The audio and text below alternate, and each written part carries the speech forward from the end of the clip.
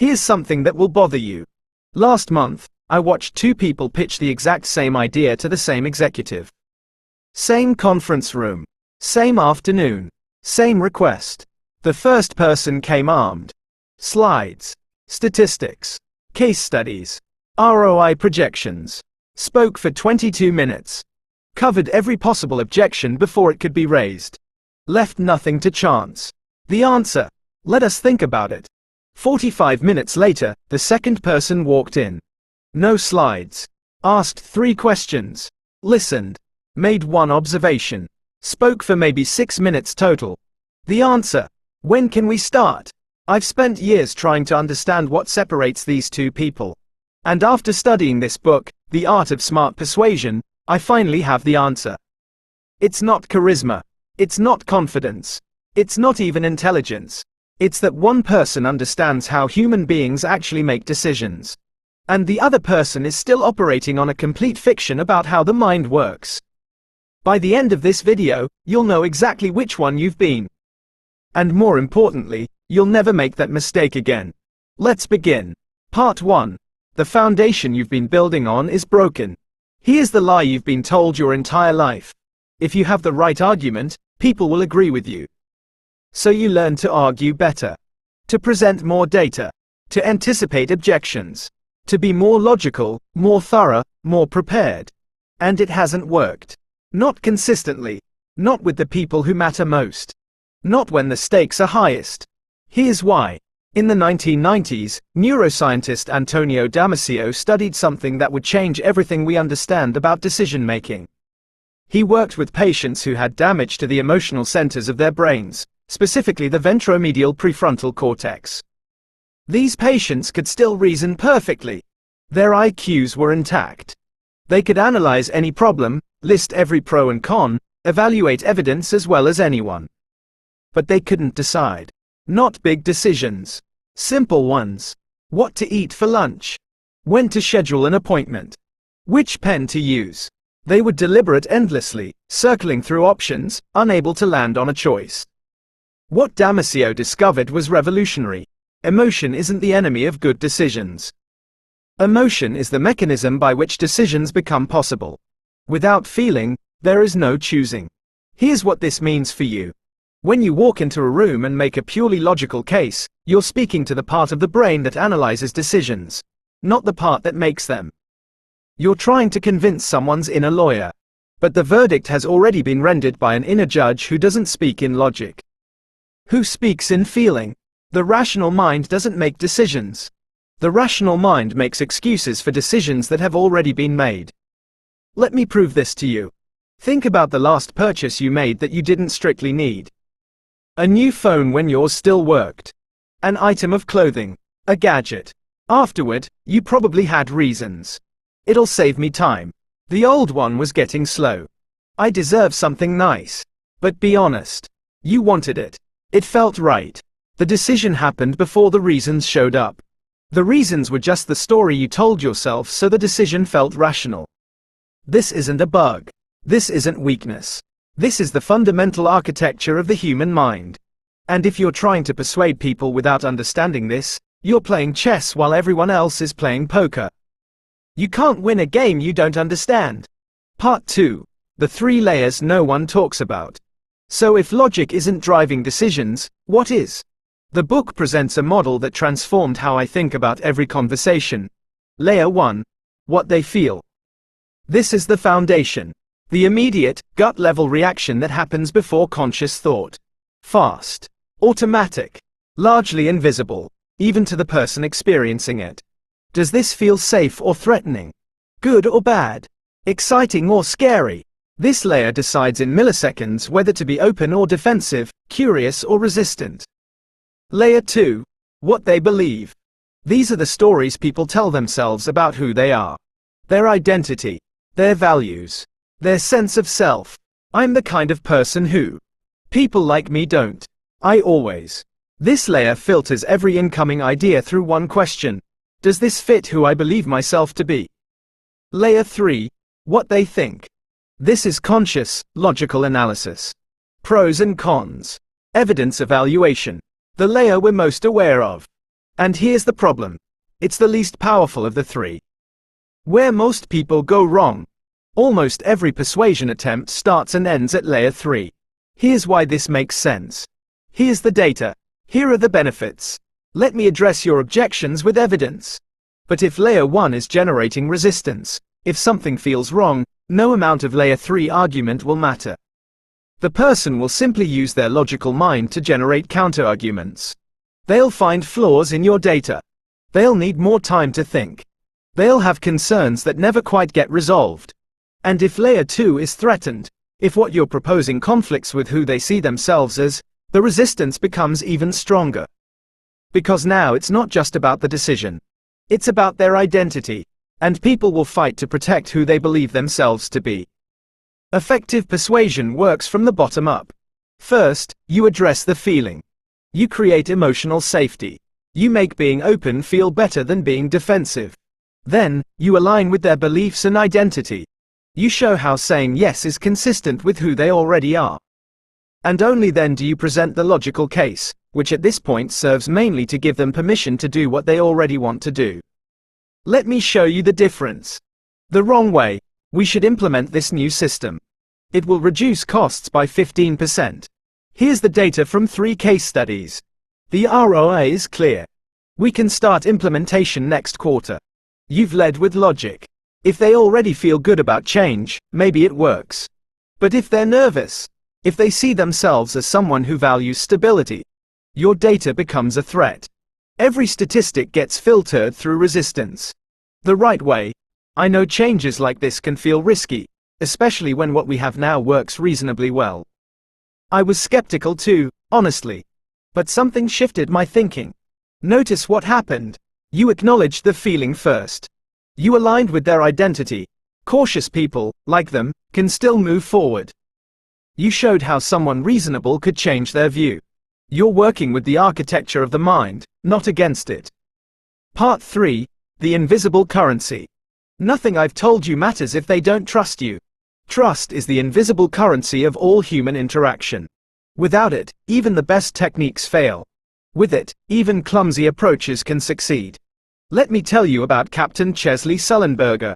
On January 15, 2009, US Airways Flight 1549 struck a flock of geese shortly after takeoff. Both engines failed. Sully had about 90 seconds to evaluate options, make a decision, and communicate it to 155 people. He said approximately 12 words. This is the captain. Brace for impact. And 155 people did exactly what he said. Without argument. Without hesitation. In the most terrifying moment of their lives. He didn't explain aerodynamics. He didn't present options. He didn't ask for input. Something in his voice, calm, certain, completely in control, established in seconds what no argument could have achieved. Before people evaluate your message, they evaluate you. This happens fast. Research at Princeton found that people make initial trust judgments in as little as 1/10 of a second. Before you've finished your first sentence, they've already decided whether you're credible. When someone meets you, their brain unconsciously asks 3 questions. Question 1. Is this person competent? Do they appear to know what they're talking about? Is there confidence in how they present themselves? Do they seem to have mastery? Question 2. Is this person honest? Are they telling me the truth? Do their words match their tone, their expressions, their body language? Is there consistency? Question 3. Is this person on my side? This is the most important one. It's often called warmth or care.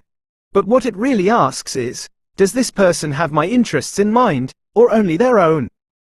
You can be brilliant and honest and still seem like someone who would sacrifice the other person for your own gain. That doesn't feel safe. That's not someone to follow. What destroys trust instantly? Inconsistency. When your actions don't match your words. Every gap between what you say and what you do plants a seed of doubt. Visible self-interest. The moment someone feels like the only reason you're talking to them is because you want something, your motives are exposed. And exposed motives feel like manipulation. Dismissing their perspective. When you make someone feel unheard, you communicate that you don't actually care about them. Just about what you can get from them. And here's something counterintuitive that the book explores brilliantly. Showing weakness can actually increase trust. When someone presents themselves as perfect, as having all the answers, never making mistakes, it triggers suspicion. Nobody is that flawless, so they must be hiding something. But when someone acknowledges their limitations, admits what they don't know, shares a mistake they've made, it signals honesty. They're telling you the truth about themselves. And if they're honest about their weaknesses, they're probably honest about everything else. Strength that admits weakness is more trustworthy than strength that claims perfection. Part 4. The hunger everyone carries. I want to share what might be the most underestimated force in human psychology. There's a hunger that almost every person carries. Deeper than the desire for money. More persistent than the drive for status. The hunger to matter. Think about this. Imagine going through your entire day, your meetings, your conversations, your interactions, and never once having someone really see you. People talk at you, but nobody asks what you think. People need things from you, but nobody wonders how you're doing. You perform your role, but at no point does anyone communicate that your presence actually makes a difference. For many people, this isn't hypothetical. This is their life. Here's why this is your greatest leverage. When you give someone the experience of feeling truly significant, you satisfy a hunger that almost nobody else is addressing. Most people are too absorbed in their own concerns. Most conversations are competitions for attention. Most interactions are transactions. Into this desert of recognition, you walk carrying water. You ask questions and actually listen to the answers. You remember details they mentioned weeks ago. You acknowledge contributions others overlooked. You treat their opinions as worth understanding, even when you disagree. What happens in response is almost automatic. They warm to you. They open up. They trust you faster. They become more receptive to your ideas. They're more likely to say yes. Not because you've tricked them, but because you've met a genuine human need that was going unmet. The crucial distinction. Flattery is not the same as recognition. Flattery is inauthentic praise designed to manipulate. It's a technique, and people can smell it. Recognition is noticing what's actually true and communicating it. "You're so smart" is flattery. It could be said to anyone. It requires no observation. The way you reframed that problem in the meeting, catching that everyone was arguing about implementation when we hadn't agreed on the goal, that shifted the entire conversation, is recognition. It proves you were paying attention. It names something specific and true. Specificity is proof of attention. And attention is proof of caring. When someone realizes you actually noticed them, what they said, what they contributed, who they are, something shifts in how they see you. You become one of the rare people who actually pays attention in a world of distraction. Part 5. The Paradox of Influence. Here's something that seems backwards but will change every conversation you have. The person who talks most usually influences least. We assume influence comes from speaking, from making our case, from presenting our arguments. So when we want someone to agree, our instinct is to talk more. And the more we talk, the less they listen. Meanwhile, the person sitting quietly, asking questions, nodding thoughtfully, letting silences sit, they're the one who walks away with the agreement. Here's why. When someone is talking at you, trying to convince you of something, your brain automatically starts generating counterarguments. It's a defense mechanism called psychological reactance. The moment you feel like someone is trying to change your mind, something in you pushes back. You start looking for reasons why they might be wrong. But here's what's fascinating. This defense system doesn't activate when you're the one talking. When you're speaking, when you're exploring your own thoughts out loud, your defenses are down. You're actually processing, actually reconsidering. Which means, the person who gets the other person talking is the one with the real influence. The 3 levels of listening. Most people think they're good listeners. Almost everyone is wrong. Quick test. In your last important conversation, how much of your mental energy was spent thinking about what you'd say next? That's not listening. That's waiting for your turn. The book describes 3 levels. Level 1. Hearing. The words enter your ears. You can repeat back what was said, but you're not really processing. Your attention is elsewhere. On your response, your phone, Your own thoughts. Level 2. Understanding. You're tracking content. You follow the logic. You could summarize their point accurately. This is better. But it's still surface level. Level 3. Feeling. This is where everything changes. You're not just understanding words. You're tuning into what's underneath them. The emotions they're not stating directly. The concerns they're hinting at. The hopes they haven't voiced. What they're not saying but clearly feeling.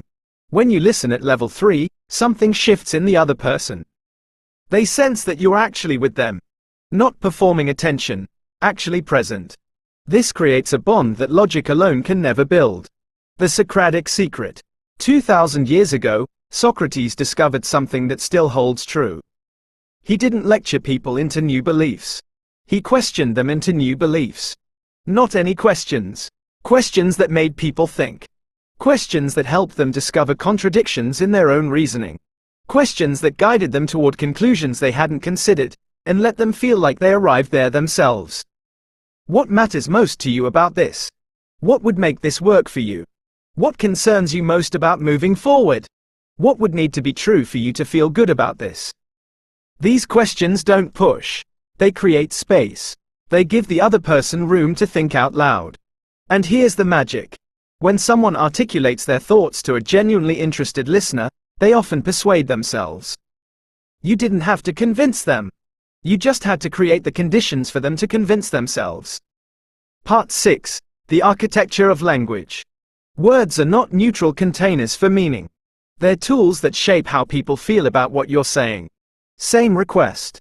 Different words. Completely different response. Consider 2 ways to ask for help. Version A. Can you help me with this project? Version B. I'm working on something I think you'd be perfect for. Would you be open to being involved? Same request. Entirely different experience. Version A puts the focus on what you need. It's a request for labor. Version B implies their involvement would be valuable. It includes, you'd be perfect for, suggesting you've thought specifically about them. Would you be open to, gives them psychological room. They're not being asked to commit. They're being invited to consider. The because principle. In 1978, psychologist Ellen Langer conducted an experiment at a copy machine. Researchers approached people waiting in line and asked to cut ahead using 3 different phrasings. Phrasing 1. May I use the machine? Result. About 60% compliance. Phrasing 2. May I use the machine because I'm in a rush? Result. 94% compliance. Phrasing 3. May I use the machine because I have to make copies? Result. 93% compliance. Wait. Read that third one again.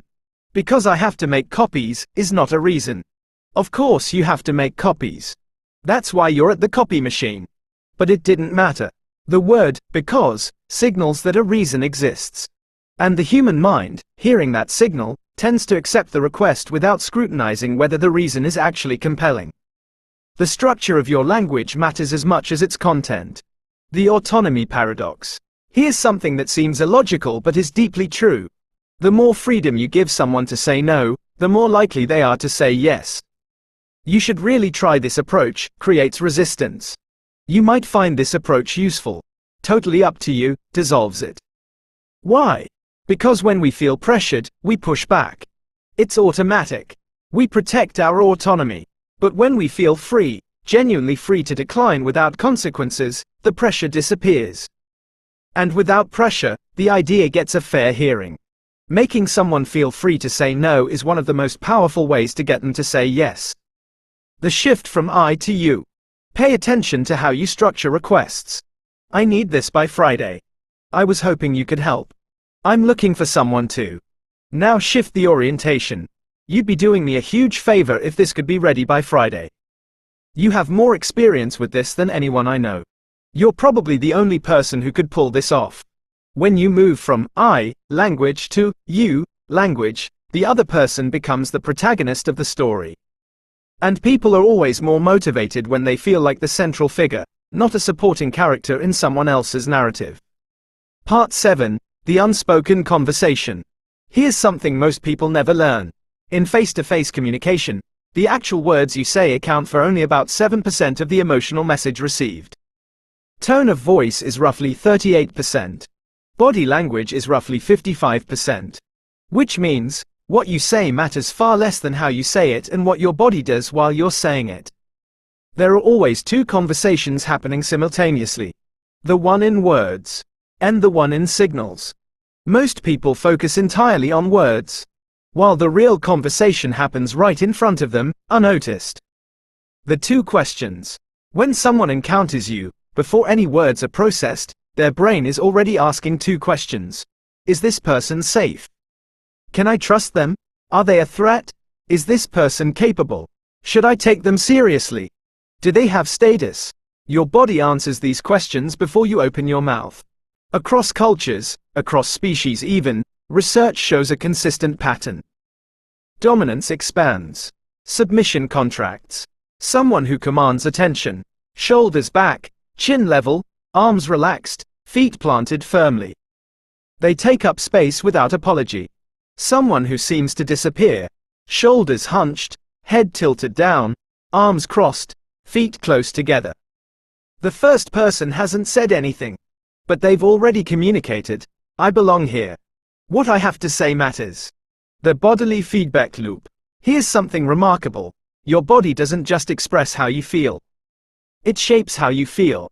Research by social psychologists found that when people adopted expansive postures, what they called power poses, for just 2 minutes, they reported feeling more confident. The causation runs both directions.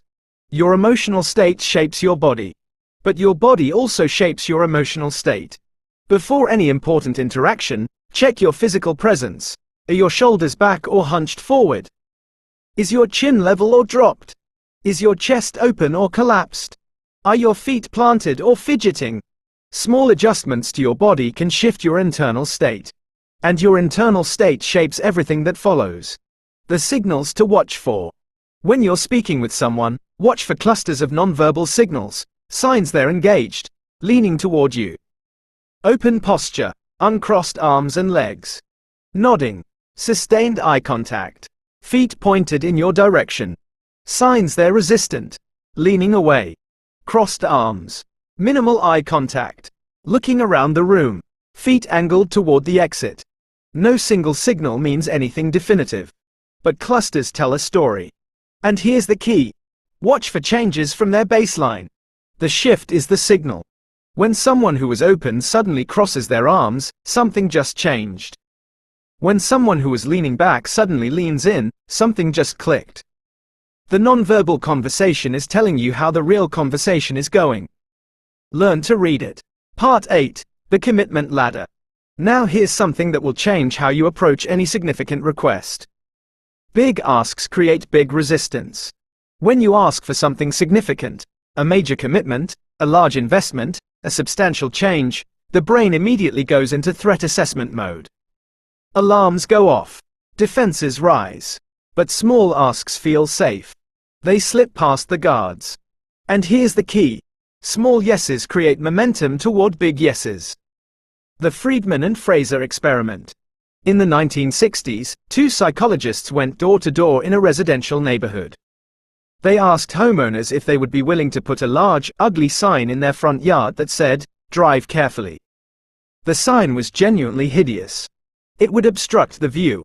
Most people said no. Only 17% agreed. But 2 weeks earlier, different researchers had visited some of these same homes with a different request. Would they display a tiny 3-inch sign in their window? Almost everyone agreed. Why not? It was tiny. When the researchers returned to ask about the massive yard sign, something remarkable happened. Among people who had agreed to the small sign, 76% now agreed to the large one.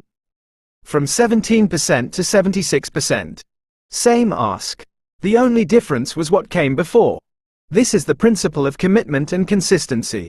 Once we agree to something, even something trivial, we feel internal pressure to act consistently with that initial agreement. The next step feels like a natural extension, not a new decision. The practical application. Don't start with what you want. Start with something so easy that saying no would feel strange. Then build. Do you have 2 minutes? I'd love to get your perspective on something. Then, that's really helpful. Would you mind looking at one specific piece of this? Then, your input has been great. Would you be open to being more involved? Each yes makes the next yes feel natural. You're not manipulating. You're respecting the architecture of how commitment actually works in the human mind. The real estate story. The book tells a story about a salesperson working on a $4.2 million deal. The buyer loved the property. But every time it came to signing, he froze. Most salespeople would have pushed harder. More data. More urgency. More pressure.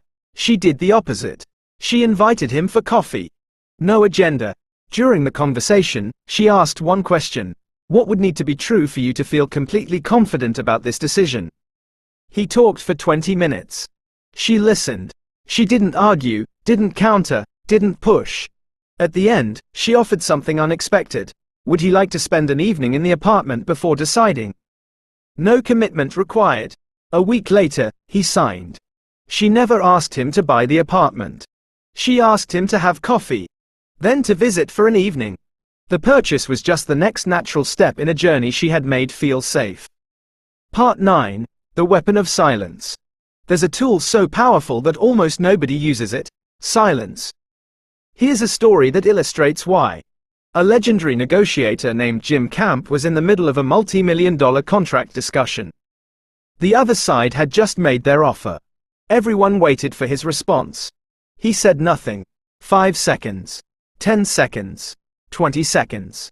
The silence became uncomfortable. People shifted in their chairs. The tension built. Finally, the other side spoke. Look, we might be able to go a little higher on the price. Still nothing from Camp. And we could probably include the additional services. Silence. At no extra charge. In 90 seconds of strategic silence, he extracted concessions that hours of argument couldn't have achieved. Why silence works. When there's a pause, the human mind experiences tension. We expect response. When it doesn't come, pressure builds. And pressure seeks relief. The person experiencing the most discomfort will be the one to break the silence. And when you break silence, you usually give something: information, concessions, softening of position. Strategic silence transfers pressure to the other person. Most people are terrified of silence. They fill every gap. They can't stand the discomfort. But here's what silence communicates: confidence. I don't need to prove myself by filling space. Status. I'm comfortable here. I'm not anxious for approval. Expectation. I've asked something. I expect an answer. How to use it. The most powerful application. Immediately after making a request. Watch what most people do. They ask for something. Then, unable to bear the vulnerability, they immediately start adding to it. Would you be able to help? It shouldn't take too long. No pressure if you can't. I know you're busy. Maybe just the first part. By the time they're done, they've negotiated against themselves. The power move is to ask and then stop. Would you be willing to take this on? Silence. Let them respond. The silence communicates that you're serious, that you expect an answer, that you're confident in the ask. It will feel uncomfortable. Do it anyway. Part 10. The truth about rejection. Before we move on, let's talk about something everyone experiences and almost no one discusses correctly. Rejection. Before becoming one of the most successful authors in history, J.K. Rowling collected 12 rejection letters for Harry Potter. 12 publishers looked at it and said no. The 13th said yes. The series has now sold over 500 million copies. In 1919, a young cartoonist was fired from a newspaper. His editor told him he lacked imagination and had no good ideas. That cartoonist was Walt Disney. The reframe that changes everything. Here's the belief that holds most people back. Rejection is a verdict on my worth. It's not. When someone says no, they're not rejecting you. They're rejecting a specific offer, at a specific time, based on their specific circumstances. The offer was rejected. You were not. Here's what's actually driving most rejection: timing. The idea might be perfect. Just not right now. Fit. What you're offering might be excellent. Just not for them. Factors you can't see. Politics. Commitments they've already made. Internal problems that have nothing to do with you. Their own limitations. Sometimes people say no because they're afraid. Because saying yes would require them to change. The mathematics of success. If your success rate is 10%, you need an average of 10 attempts for each yes. Which means you need 9 rejections for every success. What if you started thinking of each rejection as progress toward your goal rather than failure? Rejection isn't the opposite of success. It's the cost of success. Every no brings you closer to yes. The only way to avoid rejection entirely is to never try anything worth trying. And that is the only true failure. Part 11. The Dimension, the book UNDERPLAYS. Now let me share my personal take on this material. Where the book absolutely excels, the emphasis on emotion and trust as the foundation of all influence. Too many persuasion books jump straight to techniques. This one correctly identifies that without emotional connection and trust, nothing else matters. But there's something the book underplays that I think is crucial. Congruence. You can learn all these techniques. The body language. The language patterns. The commitment ladders. The strategic silence. But if you don't actually believe in what you're presenting, if you don't genuinely care about the other person, if you're performing rather than being, people will sense the gap. Not immediately, perhaps. The techniques might work once, twice. But over time, incongruence becomes visible. And once someone senses they're being worked on, trust evaporates. And it rarely returns. The paradox of technique. Here's what I've learned applying these principles. The techniques work best when they stop being techniques. When I stopped using listening as a tactic and started actually being curious about people, everything shifted. When I stopped performing confidence and started building actual competence, my presence changed naturally. When I stopped trying to make people feel important and started genuinely finding what's interesting about each person, the connection became real. The most dangerous thing about learning persuasion is becoming a more polished version of inauthentic. True influence isn't about better performance. It's about genuine alignment between who you are, what you believe, and what you're asking for. Part 12. The Clear Framework. Let me give you the complete system you can use starting today. The book presents the clear model. C. Connection.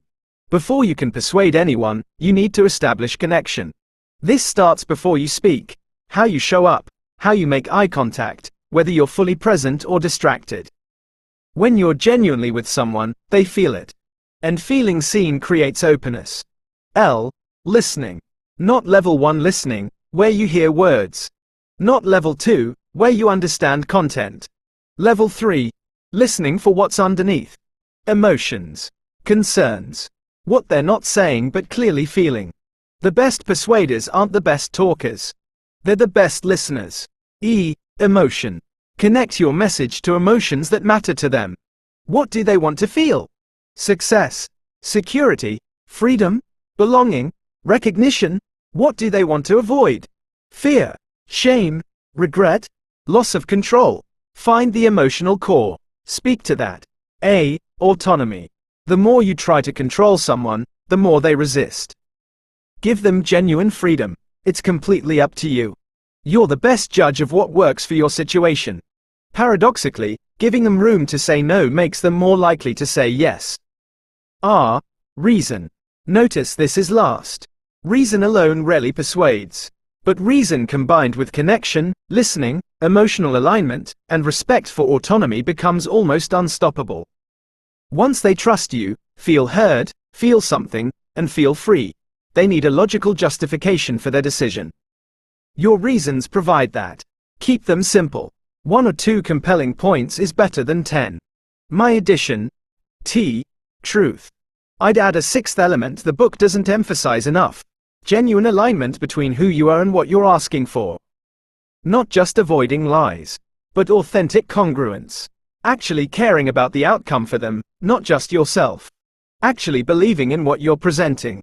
Because sustained influence, the kind that builds careers and relationships and legacies, requires that the techniques be expressions of truth, not substitutes for it. Your action plan. Here's exactly what to do next. Today, in your very next conversation, practice level 3 listening. Don't just hear words. Listen for what's underneath. Ask one follow-up question about what they feel, not just what they think, before making any point of your own. This week, before any important request, write down the answers to 3 questions. What feeling does this person need to have to say yes? What layer 2 belief or identity might this conflict with? How can I give them genuine autonomy to decline? This month, collect 3 stories, 1 personal experience, 1 observed situation, 1 from history or reading, that illustrate principles you often need to communicate. Stories bypass resistance in ways that logic cannot. Ongoing. After important conversations, conduct a reverse audit. Did I talk more than 40% of the time? Did I feel genuinely curious, or was I performing curiosity? Did I pause before responding, or did I jump in immediately? Did I address their feelings before presenting logic? Did I give them real freedom to say no? Your patterns will emerge. And awareness of patterns is the first step to changing them. The final truth. Here's what I want to leave you with. Persuasion, done right, is not about getting people to do what you want. It's about helping people do what they already want to do. Everyone has goals they're trying to reach. Problems they're trying to solve. Dreams they're trying to make real. Your job isn't to impose your agenda on them. It's to understand their agenda, and show them how your idea, your proposal, your request can help them achieve it. When you do that, persuasion stops being manipulation. It becomes service. It becomes connection. It becomes help. The most powerful persuaders don't feel like persuaders at all. They feel like people who genuinely understand. When someone walks away from a conversation with them, they don't think, I was sold. They think, I made a great decision. That person really got me. One takes. The other gives. And over time, the one who gives always wins. Now I have a question for you. What's one conversation you have coming up where you're going to apply something from this video? It could be asking for a raise, pitching an idea, having a difficult discussion with someone you care about, convincing yourself of something you've been avoiding. Whatever it is, drop it in the comments. I read them.